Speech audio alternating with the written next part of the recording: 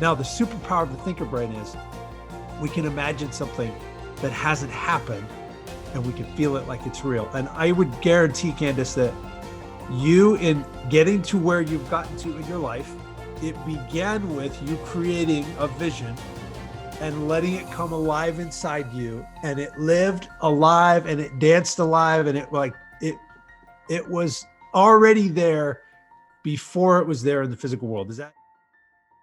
Hello and welcome to the Real Success Show. I'm your host, Candice Mama.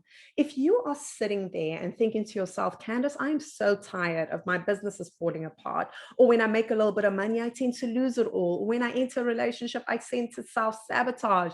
If you want to start living in a state of flow, today's guest is just for you. His name is Tony Litster, and he's a teacher in how you can turn that urgent feeling of just self-sabotage into a state of flow and ease. So before we jump into that conversation with Tony, be sure that you are liking, sharing, and subscribing so that more people can find us. Now, here's Tony. Tony, hello. It is such a pleasure to have you on the Real Success Show. Thank you, Candice. I'm so excited. I see the lineup of your guests and people that I know, and it's just really an honor to come and play with you. Oh, I love that you're here. I love that you're here, because the work that you speak about and the research I've done on you is just so important for our community. And Tony, before I even jump into that, how do you describe yourself? Who is Tony Litster? Oof, I'm this deeply internalized, like I'm really seeking the juice of life, and I'm really seeking the deeper inner healed places of my soul. And I do that through entrepreneurship, and I do that through personal development. That's great. That is such a great description. I love it, because it actually goes into the person you are, and it goes into the kind of work I saw that you do. And a big word that you really highlight is flow. And I love that. Why should people be flowing, Tony? Oof. So flow is such a tricky one, because it's like there's moments when it happens just because we're in the moment, right? And then we build this sort of like identity of like, oh, okay, I need to stay in some flow, when the truth is flow is actually effortless. Like if you think about this moment right now, Candice, if the amount of money that was in your bank was, if you weren't fighting it, if there wasn't some construct that says, oh, I should have more, then this moment would be effortless. If exactly how your relationships are, if you weren't fighting it going, oh, there should be more connection, or there should be better sex, or there should be more like, like knowing me. If you weren't fighting what was, this moment would be effortless. Right. So like my grandma is passing right now, or we're in this place of intentionally like going in dream space and visiting her and saying, it's okay. Like it's let go. You're okay. You're loved. You're safe. We're like, there's a whole bunch of us as a family, this great big family. And we're in this collective effort so that she can pass. She's ready. She's 92 and she's going. And if I make that wrong, then I suffer. But if I just sit in all of what it is, like I sat last night with the emotions and I was reminiscing about all these memories I have with my grandma, and there was some big stuff that came up to me. I don't know how to describe the sensation of it, but it was like big, intense, deep emotion of like that. Usually in my life, I've taught myself not to cry, to like not go to that. So there's like that would come up and I'd be like, oh, stuff that down, or like drink something to make that like to get away from it, or distract myself, like take out the phone and like do something. But I sat with it and I rode the waves of it. And if I'm not fighting it, if I'm not saying, oh, I shouldn't feel this intense emotion, or I shouldn't feel this thing, then this moment is actually effortless, even in pain, because I'm just present to what is. And so flow is actually always available, except that we, in the construct of how our brain works, we make that much more difficult, right? Like my dog is so much better at flow than me, because I think I need to have more money. I think my relationship has to look or feel different than it's feeling, right? There's this fight against self that prohibits flow. And really in this moment, like, we're playing a video game called Zoom, and you're in your house and I'm in my house, and we're playing this video game, and that's all that there actually is in this moment. Or for the people watching this and listening to this, right?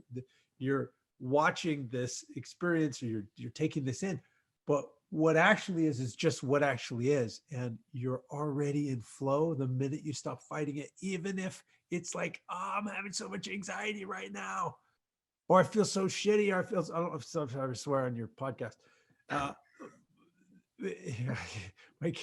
I swear like a drunk sailor. My kids are like, I have 5 kids that harass me all the time about it. Language, Dad. But this moment can actually be a moment of flow if we stop fighting what is and fighting where we are, which is one of the, I told you I wanted to like talk about this concept of why traditional personal development stops working. Because at the beginning, it's rad. At the beginning, we get these big bumps and these big leaps forward. And then for most of us, there's a plateau. And I've been around in the industry I've been practicing it for 25 years, but doing it as my career for probably almost 20 years on in some format or another. And I'm 3rd generation personal development. Like I saw you had Jack Canfield, Les Brown, and we've had them on some of our shows as well. And I saw that you had them. So there's that kind of like group of, the personal development world. And then there was a group before them. And so my granddad was it was a thing called Lead the Field, and Norman Vincent Peale and Napoleon Hill and some of these like early personal development teachers. My granddad quit his business because he got so inspired by personal development, and he would sell a course on personal development, and he sold a copy of it to my grandpa before my parents met. So like I've been exposed to these layers and layers of personal development. And there's this gigantic flaw. You and I talked about this just before the show started, that I've witnessed in myself in personal development, and it is the construct of shame. So if we think about shame, anytime that we say, how I am is not okay, how my bank account is not okay, how my body looks or feels is not okay, how I am as a lover, or how I'm feeling about this, like in relationships, like how I'm feeling is not okay, or me liking this or wanting that, or, like sexually, we shame ourselves like crazy. There's like this, we're the basic biology of who we are as human beings is sexual. And yet we have this like weird, like sex is used to sell everything except sex. You know what I mean? It's like, we sell like an iPhone with sex. We sell like, a Sharpie with sex. So there's some like headphones that are sold through sex appeal. But we create this construct of shame of like how I am as a sexual being, how I feel and how I desire and what I need, or what my deeper intimate needs are, how I'm scared, how I feel inadequate. That construct of how I am is not okay is so deeply pervasive to who we are and to our culture. And then we join personal development. Right? We get into this thing where we go, hey, I'm going to level up my life. And when I got into this, I was like, I was in my 20s, and I was totally depressed, like really super depressed. And I was so ashamed of being depressed. It was like bad enough to be depressed, but then to like have a shame construct of like, shit, I should be better than this. I should be further along than this. Right. So it was like cleaning a bar was what I was doing. At like 3 o'clock in the morning, I'd clean up broken bottles and puke and poopy toilets. And it was really gross.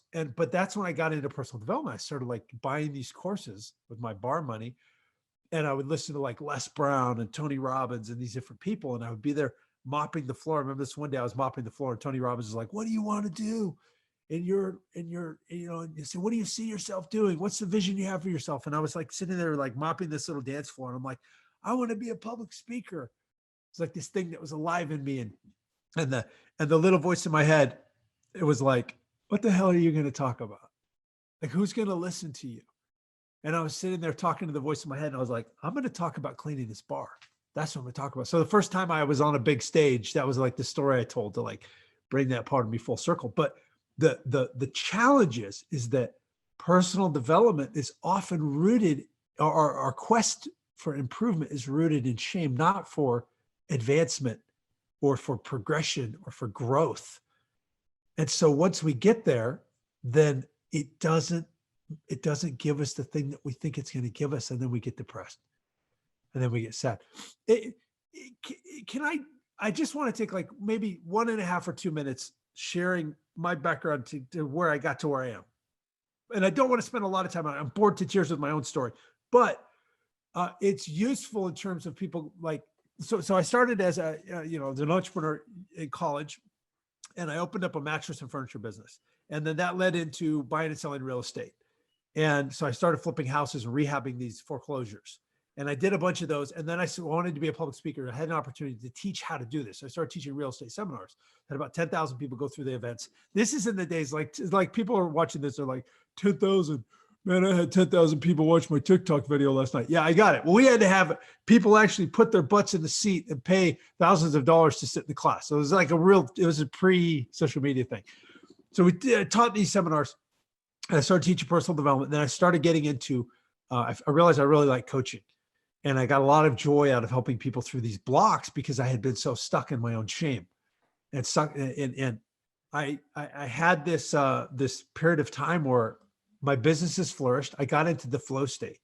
I got into an alignment with quantum creation, a visualization, a manifestation, and I manifested all this stuff. But because it was rooted in an identity of shame, that even though I made millions of dollars, and even though I had the houses and the cars and the toys and the trips and all these different things, the true core message that I believed about myself was that if you really knew me, you couldn't love me. If you really knew my darkness, if you really knew my shame, if you really knew my sexuality, if you really knew my mistakes in business, if you really knew my insecurities, if you really knew all these things that were like also part of who I was, then there's no way you could love me.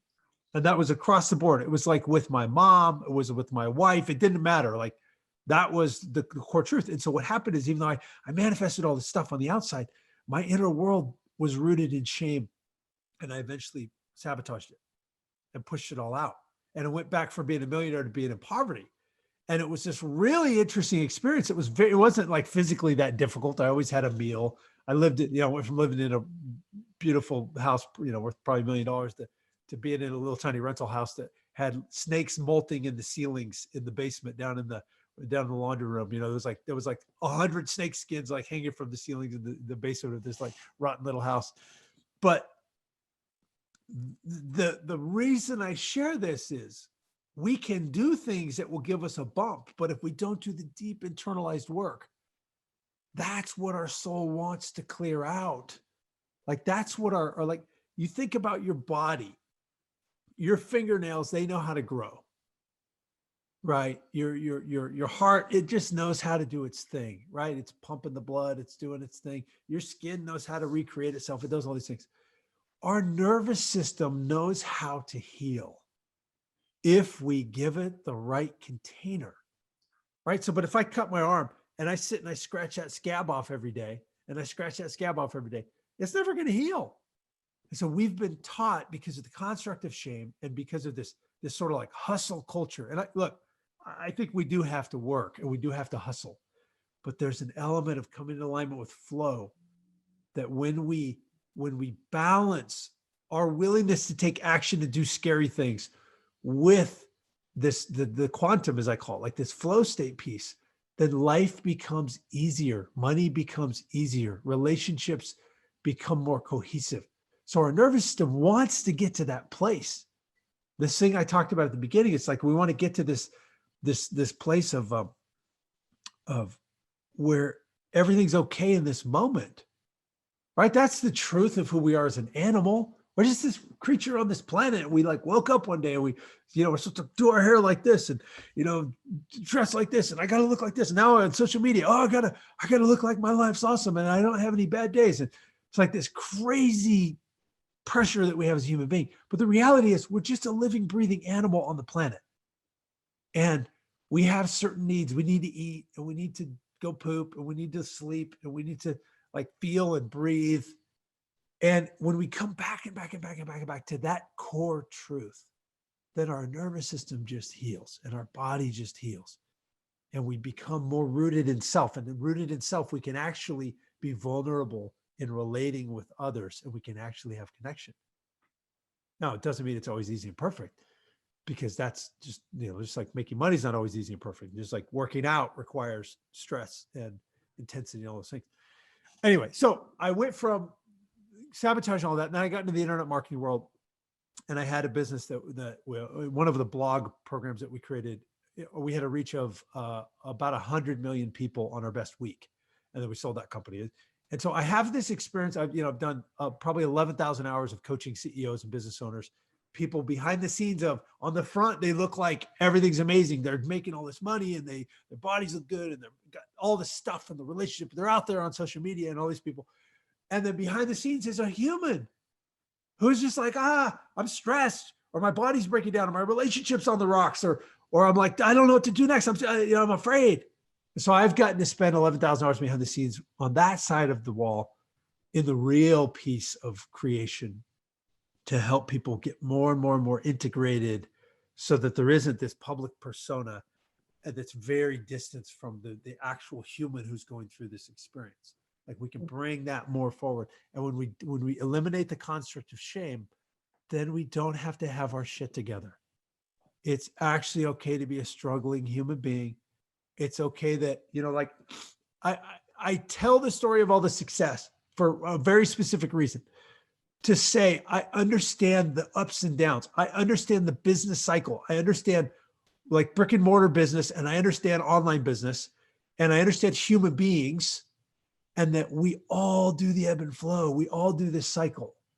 Like, I'm not just making this shit up because I read it in a book the other day. I've been practicing this for decades and going, well, what works? What doesn't work? Well, experimenting. And I think that there's this gigantic fundamental, like missing piece. I call it hacking your matrix. But it's when we learn how to hack our matrix, and we learn how to actually incorporate all the elements of who we are as a human being, what happens is life actually becomes easier, and making money becomes easier, and relating becomes more natural, and setting boundaries becomes the natural thing we do in relationships, so we don't get trampled on. It's like we start to go, ouch. Oh no, I know where I begin and where you end, or I end when you begin, and you're in my space here. Our relationships get easier. Our purpose speaks through us more clearly. We rejuvenate our physical health. Takes care of itself if we give it the right container. Like, all this stuff happens. And if we don't do this, what happens is we get stuck in the shame game, and we get stuck in beating up our body and becoming more sick. We get stuck in the place of, I know you probably had this, Candice, of like, you'll have an idea and you start pushing that idea and you start trying to move that thing forward. And it just feels like endless struggle and endless work. And no matter what you do, it's like, why won't this work for me? And then we look on social media, we see it working for everybody else. And we're like, what's wrong with me? So we get into this, like, work really hard, push really hard phase. And we get stuck there, or we get stuck in repeating old trauma loops, like in relationships, where if we have some kind of pain, we end up recreating that pain. So I know my mom's not going to watch this. My dad watches my content. My mom, I know she's not going to watch this, so I'll tell this story, because otherwise she would feel horrified. Because she's a very, very beautiful, good human being. But as a little kid, I'm over at the neighbor's house, right? I'm playing doctor. It's like my favorite game, right? You take your clothes off, you get under the sheet, you're like, hey, it's like this fun game. It's still my favorite game. And and I didn't know, it's like, it wasn't wrong because it was fine. I was 4 or 5 years old, whatever. And I came home and mom says, what were you doing in the neighbor's house? I said, we're playing doctor. It's really fun. She's like, what's that? I said, well, you take your clothes off and you get under the sheet, and people, they peek at you. And of course, like, I have 5 kids, and of course, like, that feels inappropriate for, like, if my kid is going to the neighbor's house and doing that, I'm going to be like, let's change that scenario. Right. But as a 4-year-old, what I experienced was something just happened. Mom just got upset. She freaked out. Oh no, this isn't okay. How I am isn't okay. My expression isn't okay. I need to modify in order to keep love. So we get in these things. And then as an adult, 46 years old, I play the scenario out with my partner. Like when I feel rejected in the relationship, we've been practicing this relationship for 25 years. And, you would think that in 25 years practice, I would get past this, like this one thing I keep practicing, which is to get butthurt, to feel like undesirable, or to feel rejected, or to feel misunderstood, and to go back to the cycle of the little kid who says, the real me can't be seen here. Right? But what happens if we don't know how to integrate these three brains, we unconsciously stay stuck in those loops. So can I draw a picture? Yeah, please go ahead. Go ahead. So I like to keep my model so ridiculously simple, because we could spend a year, honestly, practicing this. And then like some part of your soul would go, oh, I get it. But we only have, 40 minutes or something. So, I like to keep my model simple, just so that the people can conceive it, right? So here we are as animal on the planet, right? And we have these three brains that affect how we do life. So one is called the Neo Cortex, right? This is the thinker brain, right? Okay. And it's a little halo, because we put this one on a pedestal in our modern world. Is like, it's like, this is what we focus on, is like thinker brain, processing speed, think. Now the superpower of the thinker brain is we can imagine something that hasn't happened, and we can feel it like it's real. And I would guarantee, Candice, that you, in getting to where you've gotten to in your life, it began with you creating a vision and letting it come alive inside you, and it lived alive, and it danced alive, and it was already there before it was there in the physical world. Is that a fair? Absolutely. Yes. Yeah, Okay. I agree. And I say it because anyone who has something happening on their external world that is an intentional creation started like that. Now, the downside of the front of the thinker brain is that we can also do this with fear, and we can also do this with like when I was like, we had this business that I had over $1 million in real estate, and I had these seminars, and I was cash flowing like $50,000 a month on the seminars, and I had this coaching business that was booming, and all these things were happening. And there was the June of 2006, there was a drop of 10% in sales at my event, and my mind immediately went to, the world's going to end. And I started to imagine the most embarrassing way I could fail. And the most embarrassing way for me was, here I was teaching foreclosure seminars, would be for my own house to go into foreclosure. So instead of waking up and going out to this field and visualizing what I wanted to create, which is where I did that every morning for 8 months. And then my life actually was that thing. I lived in the house I visualized. I had the car I visualized. Like, I traveled the places in the world I visualized. Instead, I'd wake up every morning and I would go into this place in the Neo Cortex, where I would feel how shameful I would feel if my own house went into foreclosure. And I got a letter from somebody from my own seminars saying, hey, you look, your house in foreclosure, I can help you. Right. Because we would send letters to people in foreclosure. And I would imagine the 10,000 people that came through my events laughing at me, like be in the street around my house, like, ha ha ha, we knew you couldn't keep it. Right. Yeah. So I remember when I actually got the foreclosure letter in the mail, I remember standing there because I created that.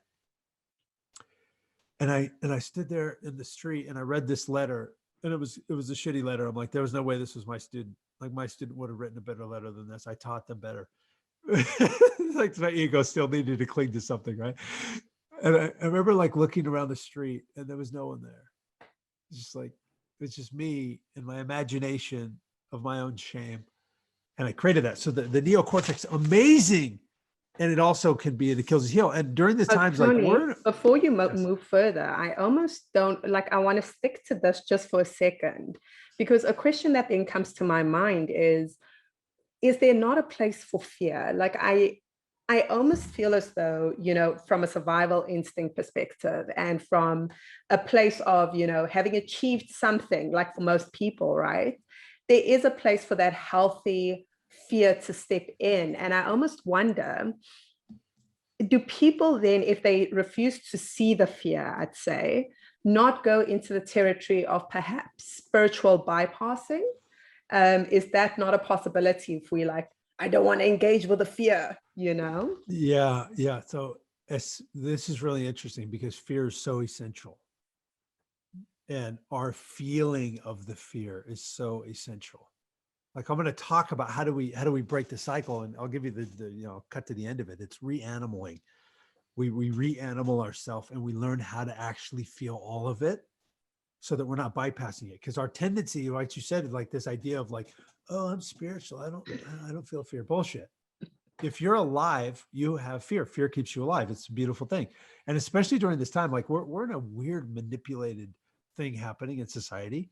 I don't want to go too far down that rabbit hole because if I say certain words and your podcast gets banned, I'm not going to say any of those words. But we're in a trauma bond with our governments where powers that be that control the narrative make a shit ton of money if we stay afraid. And so if you look at the messages out there, there's this constant ping, ping, ping, fear, fear. Our system gets activated over and over and over and over and over again. But it's fear that's used to manipulate, not good, constructive fear, right? I have fear to jump off the ledge in my house. That's good, constructive fear. I have fear to, run across the street without looking both ways. That's good. I should feel that. And I also have fear of being vulnerable on social media. And so when I lean into that and I can feel into that fear, it's like, okay, well, why? Why do I feel this embodied resistance, right? So sabotage happens. Sabotage is not a thinker brain thing. It's an embodied experience. So it's like, if I start to lean forward into moving forward in this thing, like my heart, my purpose goes, wow, I want to reach these people. And then something in my body goes, ah, the closer I get to it, it's like, ah. And then if I don't listen to it, then it shows up in the form of a headache, or it shows up in the form of like me acting out compulsively, like overeating or over drinking or doing something stupid to then I can go back into shame, or it shows up in the form of getting in a fight with my partner. So then I don't feel good about my sharing. It's like all this stuff, right? It's an embodied resistance. It's not a thinker brain fear. It's an embodied fear, but it's protecting me. So if I learn to feel all the way to the edge of it, I can get right into it and feel it instead of bypassing it, instead of like smoking something to make it go away or like distracting my mind or something. I can actually feel the intensity of the moment of the fear and be all the way in it and be like, okay, what is this? And there's some part of me that's protecting me from getting hurt because of some way I got hurt in the past. There's some part of me that doesn't want to get humiliated. There's some part of me that because I failed that business in the past, it's like, dude, because I've had this conversation with my body and my brain. And it's like, oh, what if your stuff is so big again and then you mess it up again and everybody sees it and laughs at you some more? Like the resistance to humiliation is such a strong embodied experience as a human being that we do so much to not go there. But if it's unconscious, then the fear drives us. If it's unconscious that the news outlets are manipulating our fear, it's just like we go around like getting our nervous system pinged all the time, and we don't know someone's playing us. So as we learn how to feel back into it, we can recognize it. We can go, oh, we can be in a situation of relating with someone where they start to use guilt or shame or manipulation or fear. And I'm like an expert in those because I grew up in a fundamentalist religion, and that was like they just turned the screws on shame and fear and all this other stuff, right? And so when we can actually recognize in our body what that response is, then we can be like, oh, I'm still feeling the fear. Oh, I'm feeling shame. Oh, I'm feeling resistance. Oh, I'm feeling this stuff. But I'm aware that this is not actually rooted in survival from a physicality standpoint. This is because as a little human being, when given the choice between attachment and authenticity, attachment meaning we keep love, right? We formed our bonds with our caretakers and people around us. We learned how to feel attachment. When given the choice between attachment or authenticity, us expressing our truth, we chose attachment because love going away tribally for millions of years meant death. If we showed up authentically and like the way we're showing up now, because of the platform of social media, because of the platform of the internet, we can break with our tribes. I could break with the fundamentalist stuff for my tribe. Even though I got excommunicated from it. I got banned from it. I got banished. I lost relationships. Family members will talk to me. I got banished from the tribe because I chose my authenticity. But I can create my own new tribe now. We can tribe hop. We couldn't do that historically. So it's built into our DNA to be afraid. Hello, Real Success family. Candice Mama here. And as you know, at Real Success, we pride ourselves on bringing you the greatest minds from across the world. So it made so much sense that when our good friend Rob Moore was celebrating his 6th year and 800th episode of the Disruptors podcast, that we would team up and make sure that you get access to these amazing gifts. So visit Real Summits /R to go and get access to tools on how to 10 times your social media following, 25 monetization strategies for social media, and some incredible VA and outsourcing tools that are exclusive only to this link, Real Summits /RP. In honesty, I believe that the greatest gift you are going to receive from this is actually getting access to the incredible mind Rob speaks to, the billionaires, the entrepreneurs, the athletes that you are going to be able to tap into. So make sure you visit Real Summits /RP. And so, yes, fear's amazing. But Tony, what if, like, let's say, because let's say that there is, right? Like, so there's a massive population that believes that there is something that is going to kill us, like, when it's floating into the abyss. And a lot of people are living in that fear because their reality and their belief system is that there's a very real, tangible threat outside of them. So I almost want to ask you, like, when you are living, because I feel like in the past 2 years, if anything, we've all experienced a collective trauma through some sort of medium way, however it's unfolded for us. When your life is doing that, like your whole environment, the world's going crazy, it's such an interesting time to be alive. How do you still center all of this? How do you still deal with all of this when everything around you is just, it seems as though it's falling apart? Totally. It's madness. And there's no, look, COVID kicked my ass. I've never been so sick in my life. Like, I think it's a real thing. And, my immune system did its job and, worked through it and all those things. I'm not a denier that there's some kind of illness that people are afraid of. But what has to happen, this is the answer so often, is the animal kingdom has it figured out. So when all the madness is happening, so like just before the show here, like anytime I do an interview, I get the butterflies, like, oh, I hope I say the right thing. I hope people like me. It's like that kind of, like, that little kid comes in. He's like, oh, are you going to tell the story that people will see you're not have it all together? Right. So it's like, that happens. There's all this noise. There's, my phone's pinging me. I got appointments. I got 5 kids. I got all this stuff going on.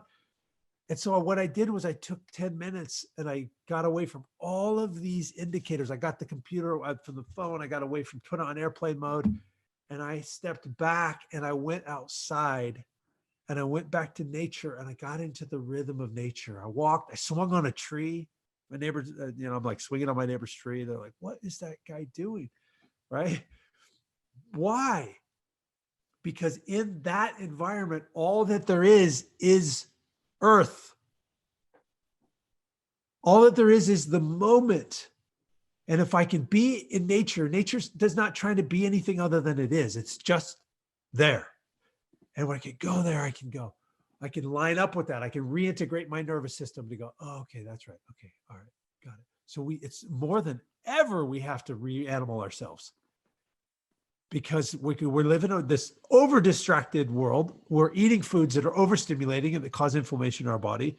We're living in a world where we're being manipulated by fear, blatantly manipulated by fear. There's no question. And I'm not trying to like take a stance on people's opinions on this, or other than just going, when the news has a running count of deaths at the bottom of the screen, that kicks in our survival thing of like, oh my gosh. Oh, and then we stay glued to it because our nervous system's like dysregulated and we feel unnerved. And so we keep plugging back into the mothership.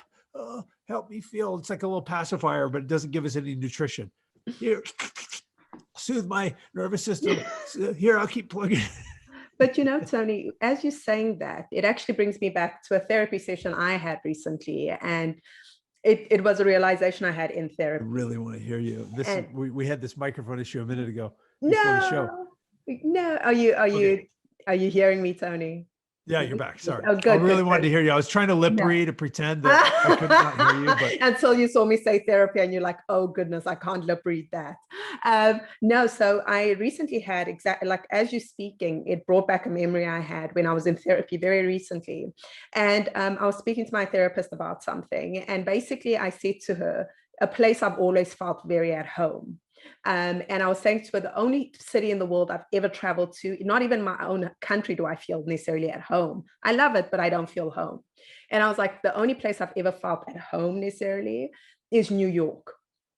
And as we were unfolding it and, peeling back the layers, I remember I said to her, I said, because I come from such a chaotic upbringing, it's like, because my life was always very crazy, chaotic. I said to her, when I was in New York, all of a sudden the chaos was all around me. So because I've always coped in chaos, I felt still, I felt comfortable, and I felt grounded.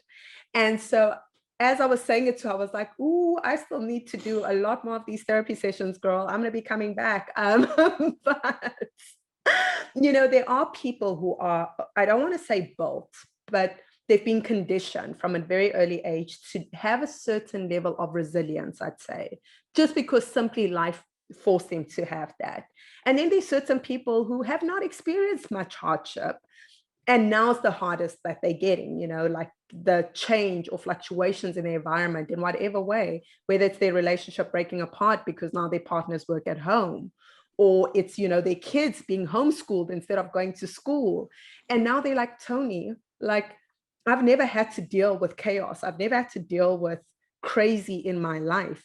And now I'm in a place of crazy. And you are telling me, I need to shut down my animal brain and I need to go into nature. Like, is that going to help me deal with all the chaos that's currently unfolding in my personal life? What do you say to people? So I think I like to simplify this. It's an oversimplification, right? Us unpacking and rewiring our nervous system is a very slow process. This is not like a weekend warrior, I do these spiritual adventure retreats sometimes and we go on exotic places and do raw things. The reality is that the answer is going to be, we have to get back to the animal body. And we have to do this by disengaging from the overstimulating things. So there's like so much overstimulation from the food we eat to just like the noise to like, you're talking about New York City, like New York City, when the first time I went to New York City, I was living in the country in Idaho. And, my dear friend came and stayed with us I went to New York City, then she came and stayed with us. And she was just like, how do you handle the quiet?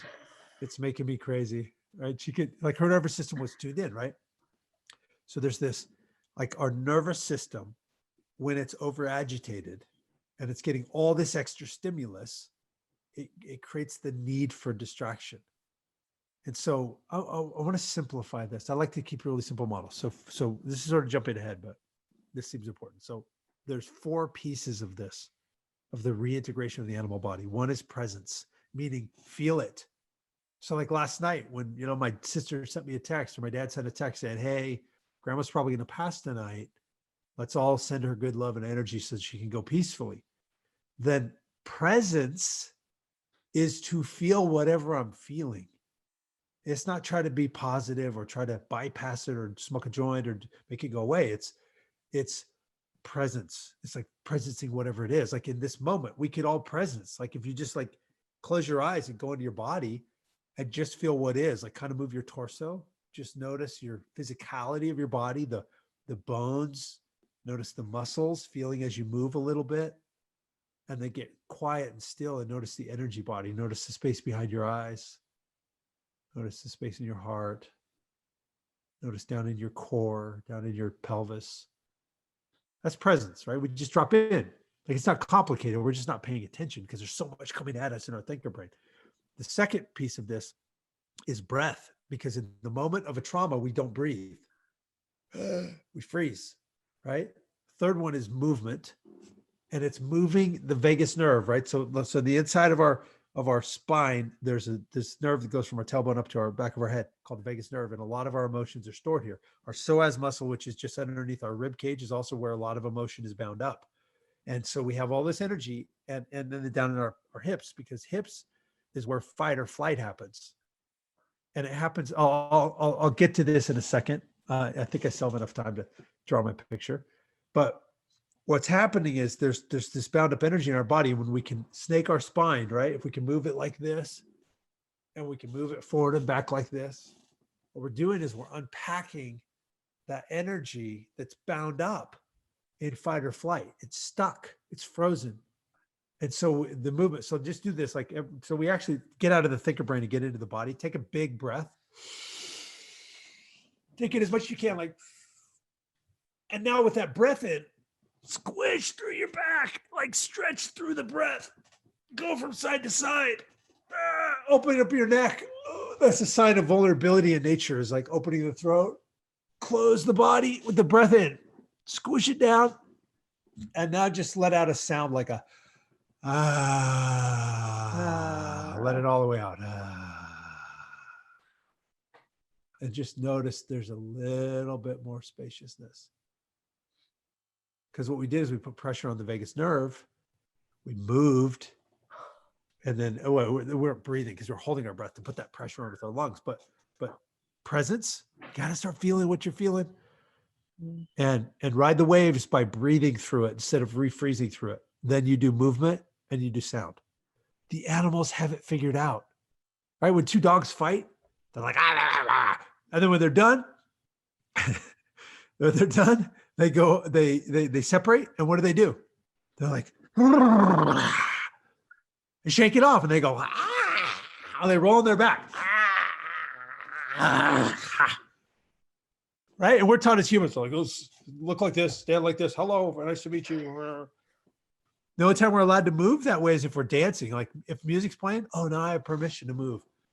Right? So we have these weird constructs that don't allow us to just be the animal that we are. But for the people that are having all this stress on their system, it's so essential that every single day, several times a day, we just take a moment to be an animal, to let go of all the expectations, to let go of all the shame, to let go of all these other constructs, and just be the living, breathing creature that we are. Feel whatever we're feeling. Right? If there's a truth, like I grew up in this place that was like always wanted to seek truth and prove truth, empirical truth. And the, science is always changing and the history is like rewriting itself. And there's like, what is truth?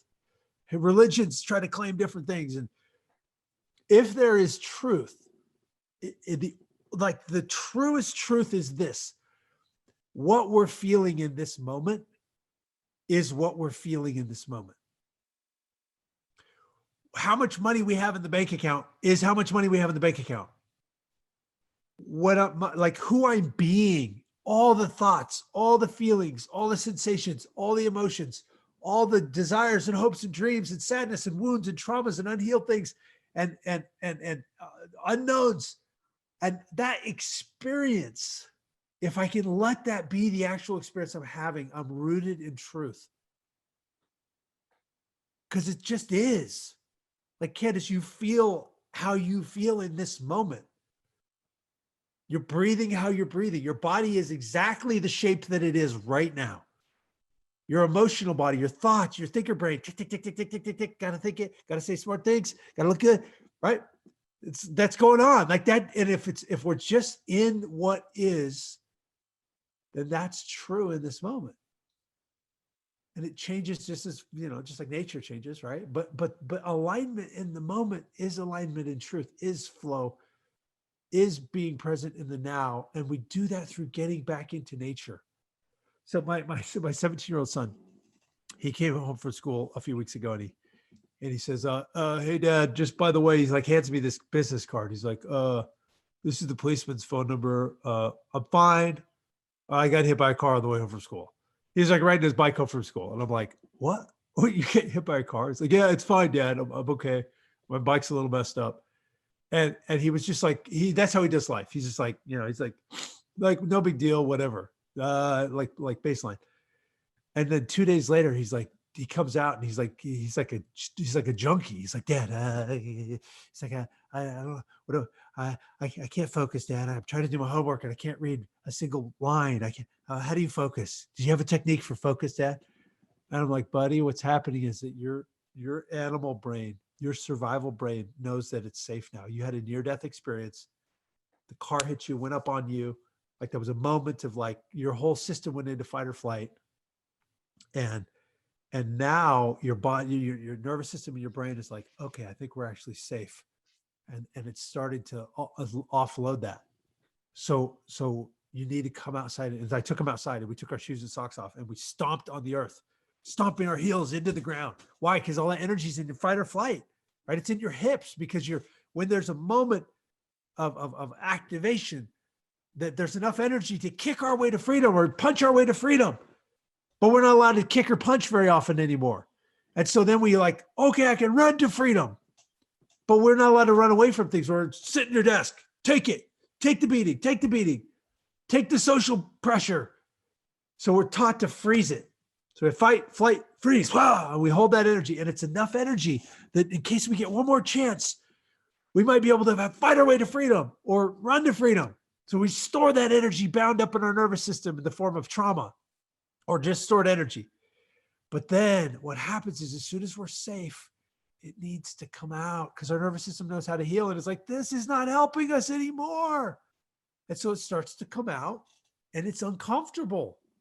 So, with my son, we went outside, we pushed against a tree. I'm like, push as hard as you can, get in your hips, like, make some sound, like, make the animal noise, push, stomp, swing on the tree, shake your body. We like went crazy. Flop all around on the ground, lay on your back and raise your butt off the ground and let your tailbone smack on the floor. Bam, bam, like boom, do these things. Reanimal yourself. And then he could let that energy out of his system. So this comes back to the question you asked about what do these people do where there's all this extra noise, all this extra stress, all this extra like fear, ping, ping, ping, ping, ping, ping, right? The best marketing focuses on the buyer hot buttons, survival, reproduction, and status. And so the fear and the manipulation machine has been like ping, ping, ping, ping, ping, ping, gonna lose your job, gonna lose your business, gonna lose your life, survival, ping, ping, ping, ping, ping, ping, ping. You don't have access to relating anymore. Society, you're not supposed to stand away from each other. It's like, this is like a mask is going to somehow help our immune system that's been evolving for millions of years. And it's like those masks are like playing tennis with sand. Like it's ridiculous. There's no science in that argument. I don't want to go off on that tangent, but survival, reproduction, and status. It's like, oh, if I lose my stuff, if I lose my place in society, if I lose my job, if I lose these things. So there's this fear, ping, ping, ping, ping, ping, ping, ping, pinging on those things all day long. If we stay plugged into the narrative that's being taken or that's happening around us. So what we have to do is our nervous system's like all bound up in like survival and like all this fight or flight energy of like, what do I do here? We have to learn to unpack it. And remember, presence, you got to feel it. You got to ride the waves. Breath, you got to rebreathe. Movement, move that vagus nerve. That's where all the energy is. Move the hips, move the body, get into this animal body and sound. There's all kinds of sounds. Like we don't let ourselves make the animals all got it figured out. Just mimic animals and this will be fine. You don't need my podcast. You don't need to go to my programs, any of that stuff. Just reanimal yourself. Okay, so I know we just have a few minutes. I want to finish this concept if I can. Yeah, we've got about 3 minutes for you to finish the concept, Tony. So go ahead. Okay. So we have these three bodies, and you can, if you follow me on social media, I go into this a lot more. We got the thinker brain. Then we have the heart brain that feels all this stuff, and then we have the lizard brain, and the lizard brain is all about survival, fight, flight, run to freedom, all these different things, and then we end up with these three blocks. Right up in the thinker brain, we have the block of shame, which we talked a lot about. We talked a little bit about attachments, about how we formed those bonds as a kid. So our heart has these automatic responses of like, oh no, if I show up authentically, love goes away. I better restrain. And then in the lizard brain, we have traumas, and trauma is just built up energy down in the fight or flight part of the body. And so if so much personal development stays up in this place of the head space, sometimes it gets into the heart space. But this down here, this instinctive animal brain doesn't speak English. It speaks movement. It speaks sensation. It speaks all the stuff we've been taught to avoid. And so it's essential for us to level up, to get back into flow state, to get back into this place of creation, for us to learn to drop back in to the animal body and to have practices to unpack that stored energy so it doesn't just keep us distracted. It doesn't keep us having to bypass all the time. We're living a lifestyle of bypassing. So anyway, I get really excited about this because it has been, if I can just take 1 minute to share this piece.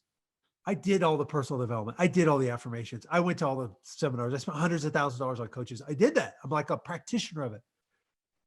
But there was an element of me as a human being that was so terrified because of traumas that I went through as a kid, that even though I made a bunch of money and I looked good and I could say all the things, I was going through life terrified and in constant fight or flight until I learned how to do this process. And by unpacking this energy, I got back home to a place where I know what it feels like to be safe in my body again. And that to me is the greatest gift. It's the most transformative of the transformation. I learned how to dissolve that shame construct and just be okay with me being the human that I am. And then this allowed me in my relationships to notice the automatic response patterns that were keeping love out of my life because I was trying to protect myself based on shit that happened when I was a kid. And when we integrate this, when we get the integration of the three brains, we get back into the animal body, we get back into this, we get to actually experience the satisfaction of just being alive. And then our creation, we create the quantum even faster because we're sending out a frequency of safe. And the quantum responds back with a like frequency. We send out a frequency of it's okay to love. And the quantum responds back with more love, more beautiful relating. We send out a frequency of fun, and the universe goes, yeah, it's fun to make money, and you can make money in easier, fun ways. So there's so much beauty that happens. I feel so deeply, deeply grateful that I had the mentors and the traumas and all the things that led me to this place, this like reunion of self. And so I'm very passionate about sharing it. So Candice, thank you for letting me come and play with you today. No, Tony, it's been such a pleasure. And honestly, an hour could never have been enough for this interview. I think there's just so much that you share. And I think you're so generous in sharing it. And I'm just so grateful. And I think like the listeners are going to be grateful for it. But Tony, I want to squeeze in two very quick rapid fire questions for you before I let you go. And the first one is, what is real success to you?